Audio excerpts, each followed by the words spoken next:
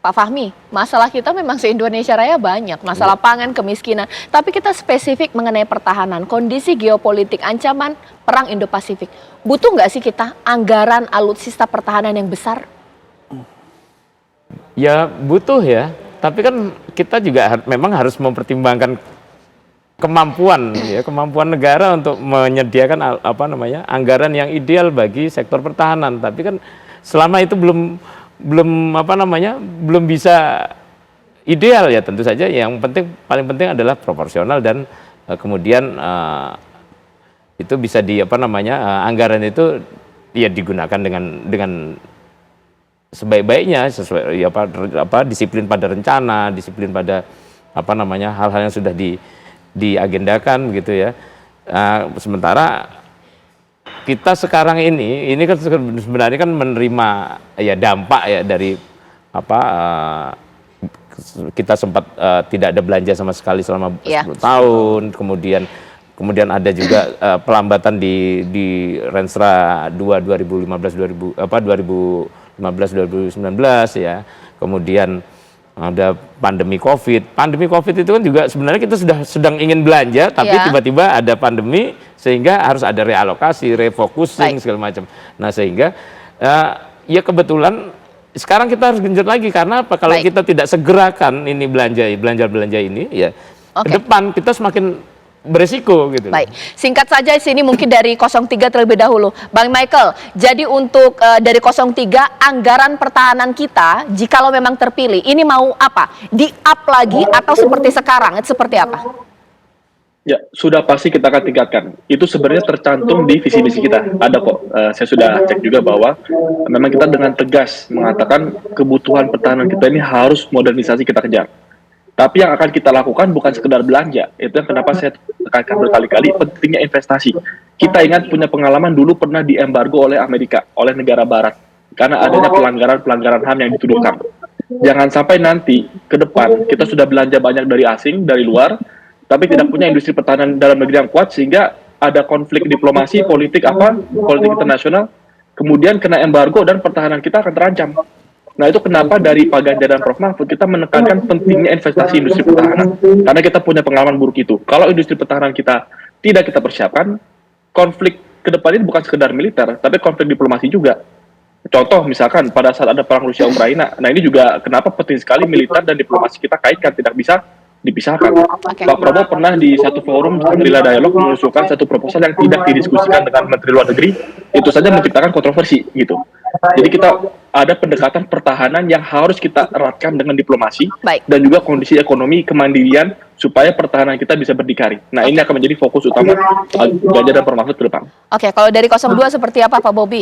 Ya sudah jelas kita akan meningkatkan anggaran pertahanan itu dari sekarang yang di bawah 1% menjadi kalau paling tidak 1% dari PDB. Dan itu bisa dicapai dengan pertumbuhan ekonomi di atas 5%. Bagaimana di atas 5% supaya tidak biasa-biasa, kita tingkatkan hilirisasi. Yang baru dari satu sektor aja contohnya nikel, itu pendapatan bisa naik lebih sampai 7 kali lipat. Belum di klaster-klaster hilirisasi lainnya, yang itulah perlu kesinambungan sehingga program-program yang sudah ada base-nya di tahun 2019-2024 itu bisa berlanjut. Termasuk dengan desentralisasi ekonomi baru di 15 KEK tersebut. Oke, Pak Fawaid seperti apa? Samakah ingin menaikkan anggaran pertahanan kita bagaimana?